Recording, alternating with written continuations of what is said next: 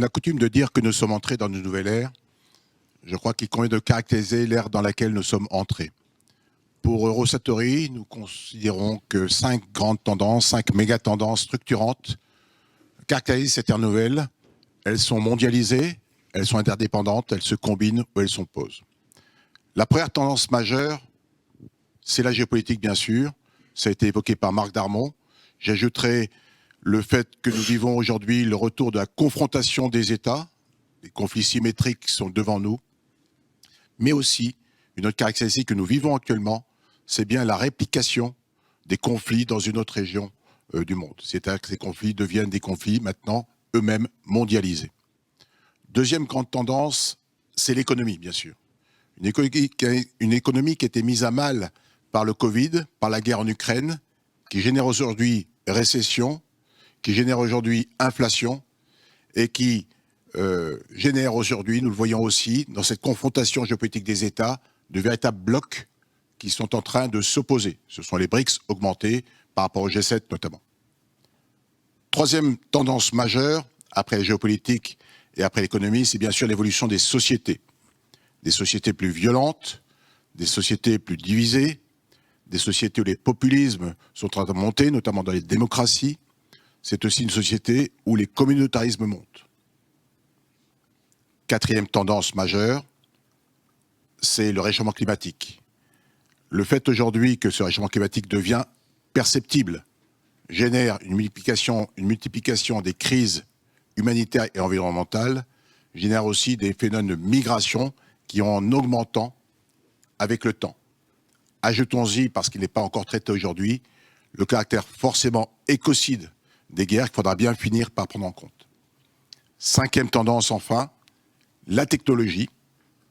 Devant nous, une révolution numérique nouvelle, celle de l'intelligence artificielle, celle du quantique, avec ses potentialités formidables que nous ne sommes pas capables aujourd'hui de mesurer, mais aussi ses grandes fragilités face au cyber, mais aussi les grandes dépendances que cette économie numérique présente, notamment face à l'Asie, au niveau des terres rares, et enfin, pour vous montrer le caractère lié de toutes ces tendances, le fait que l'extraction des terres rares indispensables à la transition numérique, à la nouvelle économie numérique, sont particulièrement écocides. Alors face à ce constat, quel défi pour les États, les organisations internationales, les acteurs publics et privés? Ils sont en charge de la protection de leur population et de leur territoire. Premier constat, faire le bilan de la souveraineté, ou ce qu'il en reste, et voir dans quelle mesure on peut réacquérir une forme d'action par la réindustrialisation, par une dépendance choisie et non pas subie. Deuxième impératif pour les États et les organisations internationales, bien sûr, réarmer. Non pas réarmer comme on armait encore récemment, et réarmer dans un contexte de nouveaux conflits, de nouvelles formes de guerre, plus difficiles, plus longues, avec plus d'attrition, plus de pertes. Donc, effectivement, la question des sociétés, de l'acceptabilité des conflits par les sociétés. Et donc, cela génère, pour tous les États, qu'ils le veuillent ou non, une forme d'économie de guerre, dans un contexte, nous l'avons déjà dit, d'économie fragilisée. Il y aura donc des choix à faire. Un autre impératif pour les États, un autre défi pour les États, c'est bien sûr d'assurer la protection de leurs citoyens, protection face à la criminalité, au narcotrafic, aux zones de non-droit qui se créent par ces narcotrafics un peu dans tous les États, face aux émeutes qui montent, la violence dans les populations, et bien sûr face au terrorisme. Dernier défi, à notre sens, à Eurosatori, pour les nations, c'est bien sûr d'assurer la transition énergétique de leur État pour pouvoir affronter les défis de demain, dans un contexte de réchauffement climatique qu'il faudra gérer, et donc à leur niveau, que ce soit au niveau des États ou des supra-États, des organisations internationales, de pouvoir être en mesure de hausser le niveau de protection des citoyens face aux crises humanitaires, environnementales qui frapperont les États, comme on le voit régulièrement dans le monde. Et bien sûr, pour ces États, comment manager les migrations qui ne manqueront pas d'arriver en fonction justement de ce réchauffement climatique. Nous le voyons, ces défis pour les États sont souvent hors de portée et nécessitent certainement d'agir à un niveau d'organisation internationale. C'est le cas pour les États européens, de l'Europe, mais c'est le cas aussi pour d'autres organisations supranationales. Alors pourquoi Eurosatory est-il le plus à même de répondre à ces défis des États? Tout d'abord parce que Eurosatory est le seul à mener une analyse extrêmement profonde de l'ère dans laquelle nous sommes entrés et des défis des États. J'ai été très rapide lorsque j'ai présenté la caractérisation de l'ère, mais nous avons identifié à Eurosatory plus de 50 facteurs qui caractérisent ce nouveau monde dans lequel nous vivons et qui devront appeler des réponses pour les États. Deuxième raison pour laquelle Eurosatory est le mieux à même de répondre aujourd'hui aux attentes des États, c'est bien sûr de s'être résolument positionné non seulement sur la défense, non seulement sur la sécurité intérieure, mais aussi sur la sécurité civile et l'aide aux populations. Ainsi, Eurosatory est le seul salon de défense et sécurité au monde capable d'une approche globale, permettant une offre allant des moyens de haute intensité jusqu'à l'aide médicale d'urgence. Eurosatory se veut est le salon de la gestion de toutes les crises.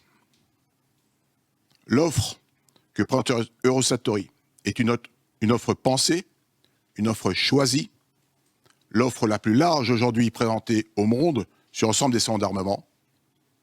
C'est à l'heure actuelle, au moment où je vous parle, à 3 mois du salon, plus de 1600 exposants qui sont déjà inscrits à Eurosatory. Nous visons 1800 et plus.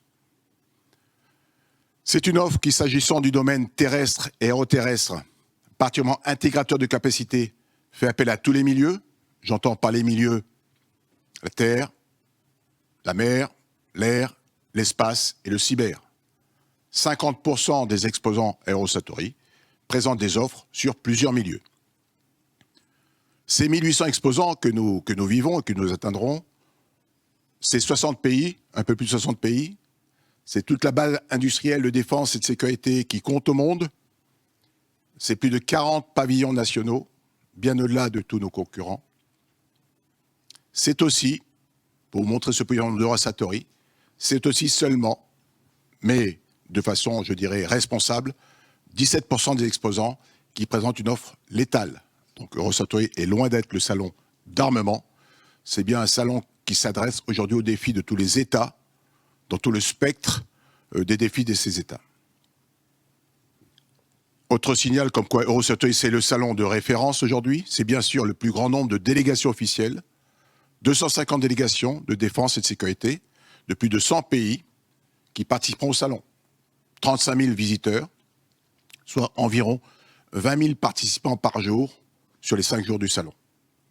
C'est donc, Eurosatory peut se targuer d'être le forum par excellence d'échange, de réflexion, plus de 100 conférences, en matière de défense et de sécurité au monde.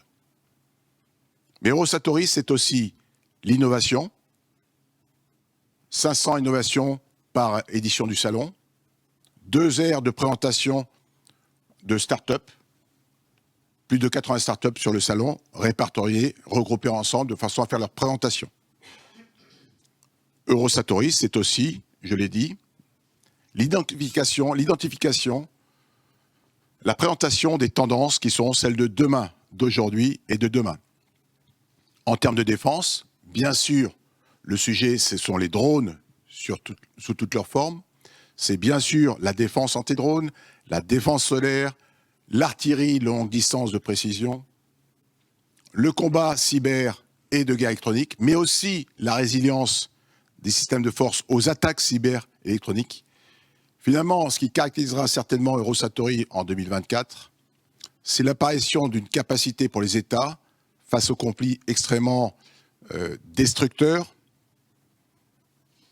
la capacité de pouvoir gérer ces conflits à distance. Lorsqu'une zone de combat devient extrêmement mortelle, eh bien les hommes vont combattre à distance autant qu'ils le pourront. C'est ce qu'on voit notamment en Ukraine aujourd'hui.